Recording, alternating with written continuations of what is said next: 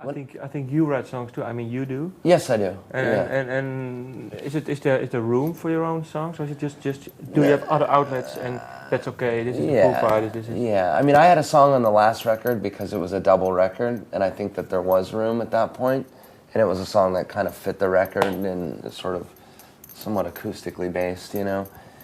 So I think that was kind of a fluke, you know, and I don't think I'll probably have another song on a record unless we do another double record someday.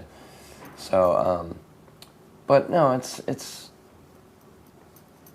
fine, you know. I didn't really expect to have a song on the record ever, and that was just kind of it was a gift. A gift for you. Okay.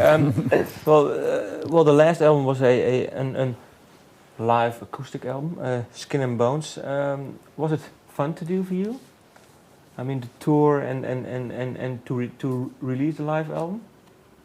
I had a lot of fun doing that. It was great. It was because it was completely different. It had always been the four of us going out and doing loud shows, and we were sitting down. We brought friends along. We were able to figure out ways to incorporate all these different instruments into it, and playing different kinds of venues. And it was awesome doing something different and having the challenge of it. Usually if we go out on a tour, we'll practice for like a week or something like that. If that. Practice for if that. Practice for like a month solid to figure out how to make all this work. And even the rehearsal process was fun, like going through and figuring out who was going to play on what, and you know, and just trying to corral all this shit together to make it make sense. It was great. Plus, we had Drew Hester with us. Were there He's the greatest percussion player of all time.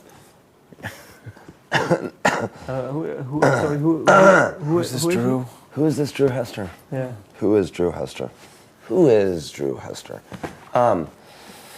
He is a dear friend of all of ours now, but a friend of mine from when I was just a kid, and he grew up down the street from me, and he's a drummer as well, and he plays with Joe Walsh, and you know, kind of does the adult soft rock circuit.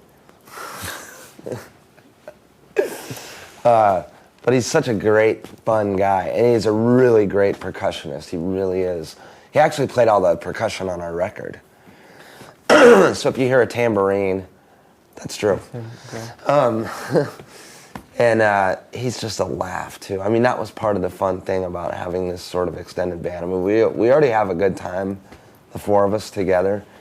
But with the extra crew of people, with having Pat Smear come back and with us, and having Drew out there, and